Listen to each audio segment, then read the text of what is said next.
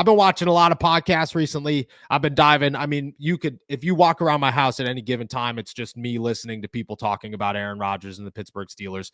Obviously, like, this is my job. This is my career. This is what I love to do. I love to follow this stuff, and following it leads you in some wild places. So let's start with Doug Whaley giving the Pittsburgh Steelers a warning about a guy who might want to retire and might not want to retire. He said on The Fan, quote, "We're in Buffalo and Percy Harvin gets cut from Minnesota." This is him telling a story about Percy Harvin joining the Bills and why the Pittsburgh Steelers should not go after a guy who was on the verge of retirement. Quote, "And we call him and say, 'Hey, were you interested? We're interested in you.' And he goes, 'I'm thinking about retiring.'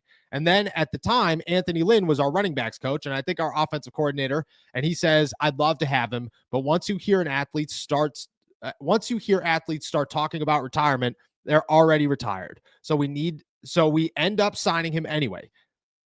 He continues, "About week 8 or 9, we're going over to London to play the Jaguars that week. And he comes in and says, 'I'm retired.'" And we're like, wait a minute. It was crushing because we were right in the playoff mix. So I take that as a cautionary tale. I do not think Aaron Rodgers is the guy that's going to retire in the middle of the season. I don't think that's something that's going to happen.